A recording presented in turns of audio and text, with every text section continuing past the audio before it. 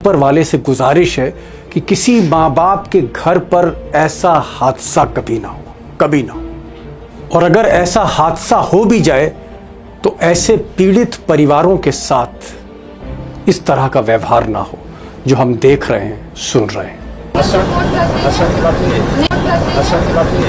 दोस्तों, थोड़ी देर के लिए सोचिए, दिल पर हाथ रखकर सोचिए कि किसी जानने वाले या किसी पड़ोसी के घर में हादसा हो जाए, अग्निकांड हो जाए और जलकर उसका जवान बेटा या जवान बेटी मर जाए तड़प तड़प कर, और आप उसके घर पर अफसोस जताने जाएं, तो आप उसके आंसू पोंछेंगे या उसे डांटेंगे? चलिए, आपको यूपी की राजधानी लखनऊ ले चलते हैं, जहां 2 दिन पहले एक इमारत में आग लगी और ये आग की वजह सिर्फ और सिर्फ सरकार का भ्रष्टाचार और सरकार की लापरवाही थी। जहां कुछ बच्चे तो रस्सी से उतरकर बच गए, लेकिन 15 से ज्यादा बच्चे आग से जलकर या दम घुटकर मर गए। अब सोचिए, एक ऐसा हादसा जहां सीधे सीधे सरकार जिम्मेदार है और जहां सरकार कटघरे में खड़ी है, वहां अगर कोई मुख्यमंत्री उस प्रदेश का उन पीड़ित परिवारों से मिलता है तो क्या उसका सलूक ऐसा होना चाहिए? अब जरा इस महिला के, इस मां के दर्द को सुनिए, जिनका जवान बेटा लखनऊ के इस अग्निकांड में उसकी दम घुटने से मौत हो गई। अब जब योगी जी और उनके सरकारी अमला, सरकारी अधिकारी मिलने गए, जाहिर तौर पर आंसू पोंछने जाना था, और ऐसे मौके पर जहां सरकार की लापरवाही से जवान बेटा चला जाए, वहां पर घर वाले कुछ ना कुछ बोलते ही हैं कि साहब, अगर ये सावधानी बरती गई होती, अगर ऐसा किया गया होता तो ये हादसा ना होता, मेरा बच्चा बच गया होता। इस तरह की बातें होती हैं और समझाया जाता है, यही नेता का काम है। लेकिन योगी जी, जी हाँ, उनका क्या सलूक था, वो भी इस अभागी महिला से सुनिए। अकेले कि वहाँ का सिस्टम सही नहीं था। तो मुख्यमंत्री जी का जवाब था कोई? उनका जवाब यही था, इस समय हम भाषण सुनने के मूड में नहीं है। अब बहुत सी न्यूज़ एजेंसियों ने डर के मारे योगी जी का वो जो भाषण देने वाली बात थी उसको म्यूट कर दिया, चलाया नहीं। लेकिन ये जो एबीपी के रिपोर्टर हैं, वाकई में इनकी तारीफ़ करूंगा, इनकी हिम्मत की तारीफ़ करूंगा कि इन्होंने सब कुछ साफ साफ दिखाया। कम से कम दुख में एबीपी का रिपोर्टर, ये जो रिपोर्टर है, पत्रकार है, कम से कम दुख की घड़ी में ये जो एबीपी का रिपोर्टर है, इसने तथ्यों को साफ साफ रखा। तो मुख्यमंत्री जी का जवाब था कोई? उनका जवाब यही था, इस समय हम भाषण सुनने के मूड में नहीं है। ये सारे के सारे कुत्ते हैं, हमने अपनी आंखों से देखा लड़कों को गिरते हुए, मरते हुए, पूरा रूह कांप रहा था। एक के बाद राजनाथ सिंह आ रहा है, अब मरने के बाद योगी जी आ रहे, क्या कर लेंगे, क्या उखाड़ लेंगे? और जिस समय घटना हो रही है उस समय किसी मंच में आप जाकर के भाषण दे रहे हो, हम आपको इसलिए चुनते हैं कि आप भाषण दो। दीवार काट दी जाती तो शायद बहुत से बच्चों की जान बच जाती, क्योंकि जो मैं रिपोर्ट्स पढ़ रहा हूँ या डॉक्टर्स की जो रिपोर्ट्स आ रही है उसमें यह है कि फायर से ज्यादा दम घुटने से लोगों की जान चली गई। दोस्तों, जो बड़ा सवाल है वो ये है कि ये कैसा लोकतंत्र है, ये कैसा दौर है जहां जनता की चुनी हुई सरकार जनता को ही फटकार लड़का रही है, जनता को ही डांट रही है, और ऐसे मौके पर, ऐसे संवेदनशील मौके पर, ऐसे गमजदा मौके पर जहां दुश्मन भी अक्सर साथ खड़ा हो जाता है। अब दोस्तों, योगी जी तो एक ऐसे मठ से आते हैं, एक ऐसे मठ से आते हैं जहां से प्रेरणा कबीर ने ली, गुरु नानक ने ली, जो सहिष्णुता के लिए, टॉलरेंस के लिए, संयम के लिए जाना गया, गोरखनाथ पीठ। लेकिन आपा क्यों खो दिया? क्यों इस तरह का मिजाज योगी आदित्यनाथ का रहा? यह सवाल पूछा जाना चाहिए। यह प्राइवेट कंपनी नहीं है, यह सरकार है, और यहां आपको ऐसे मौके पर संवेदनशील होना पड़ेगा, सफाई आपको देनी पड़ेगी, माफी मांगनी पड़ेगी। मेरा जो पहला सवाल है शरद साहब, कि आप तो 40 साल से 35-40 साल से राजधानी लखनऊ में तमाम मुख्यमंत्रियों को आपने देखा। 48 साल हो गए जर्नलिज्म में। ठीक है, मैं ठीक कर लेता हूँ, 48 साल से आप हैं लखनऊ में और आपने कई मुख्यमंत्रियों को देखा। बहुत से हमारे दोस्तों की उम्र नहीं होगी जितने साल से आप पत्रकारिता कर रहे हैं। मेरा जो स्पेसिफिक क्वेश्चन है कि एक परिवार की जवान जलकर मर जाती है सरकार की लापरवाही की वजह से, और मुख्यमंत्री वहां जाके जब वो अपनी व्यथा सुना रहे हैं, योगी जी कह रहे हैं भाषण मत करो, काम की बात करो। ये जो एक एटीट्यूड है, इतना असंवेदनशील होना, जब आप एक जिम्मेदारी के पद पर आप बैठे हो, इतना तो कोई पुलिस का सिपाही नहीं होगा ऐसे मौके पर। इसको आप क्या कहेंगे? क्या योगी जी का मिजाज इस तरह का है, इस तरह का उनका मिजाज है, इस तरह का ही व्यवहार है, शॉर्ट टेम्पर्ड है? देखिए, ये बिल्कुल दीपक आपने बिल्कुल ठीक कहा, शॉर्ट टेम्पर्ड हैं। और ये संवेदनशीलता उनसे उम्मीद करना, मुझे लगता है कि ये हमारी हमारी बेवकूफी है। क्योंकि मैंने तो योगी जी पे किताब भी लिखी है, पब्लिश बाय पेंगुइन, जी। और पूरा उसमें वो अकेली किताब है जिसमें जो क्रिटिकल बातें भी हैं, बहुत सारी चीजें हैं। तो इसलिए मेरा मानना यह है कि योगी जी को क्योंकि शायद वो इस वजह से, क्योंकि मठाधीश हैं इतने वर्षों से, तो मठाधीशों को सवाल सुनने की आदत नहीं होती है। वो सिर्फ चाहते हैं कि आप नतमस्तक होइए और जो वो कहें उस पर हाँ करिए।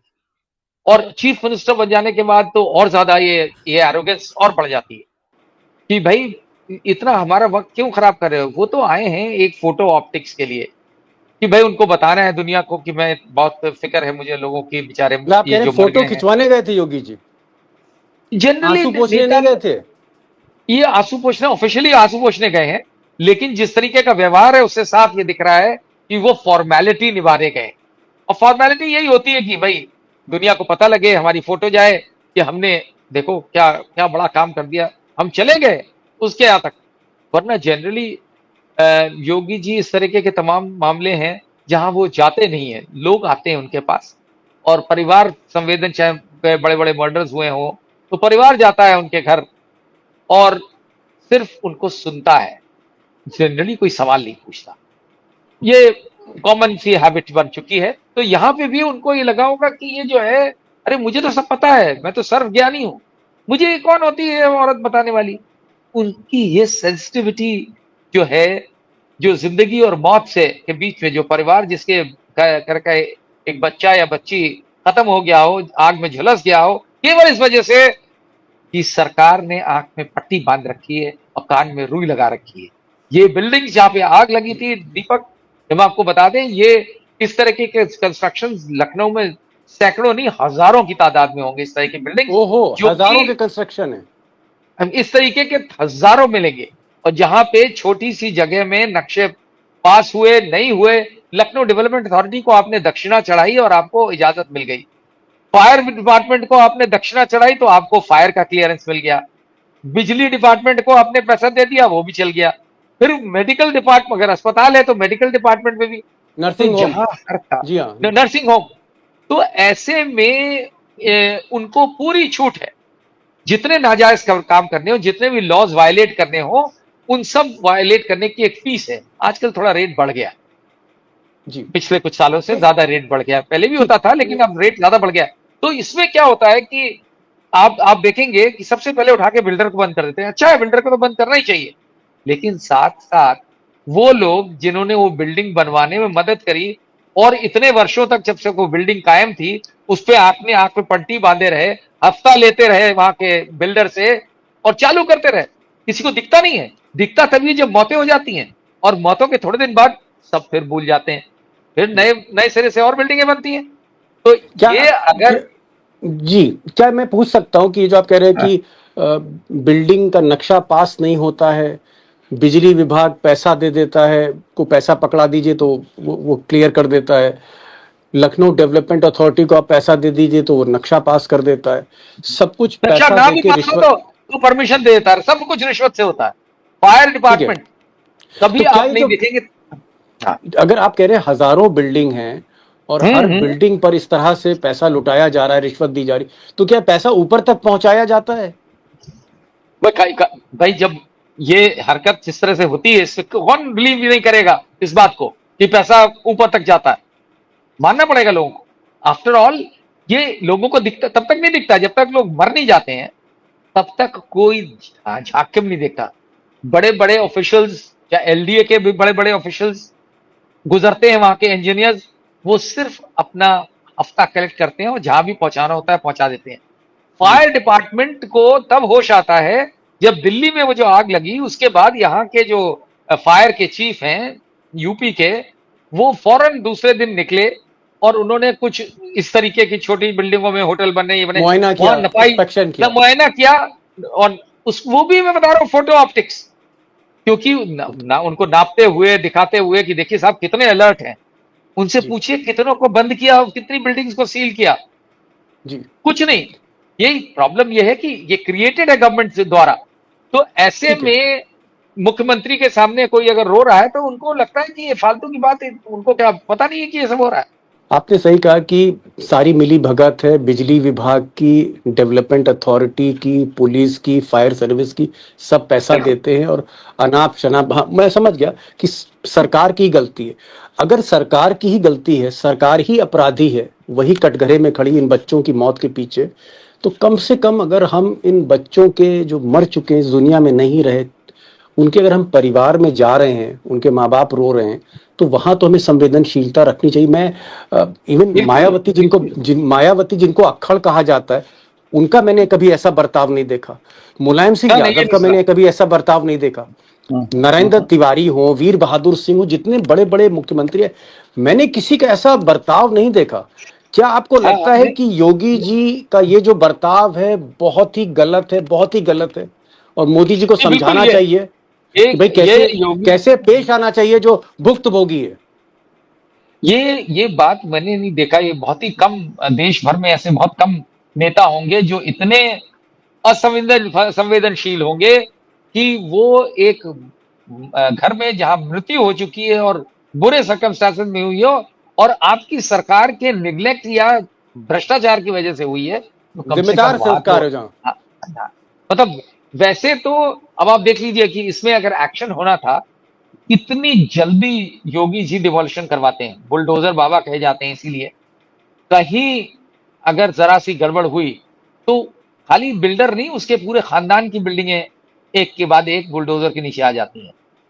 जी। इस केस में उन लोगों को कहीं कुछ लोगों को तो उड़ा करके लादना चाहिए। सुनने में आ रहा है कि भाई कुछ इंजीनियरों पे गाज गिरने वाली है, ये अभी तक गिरी नहीं। और ये सब क्योंकि इस टाइम दिया जाता है, कौन कहां पे क्या पहुंचाएगा जिससे कि उसका नाम हट जाए उस लिस्ट में, लोग इसमें लगे हुए हैं।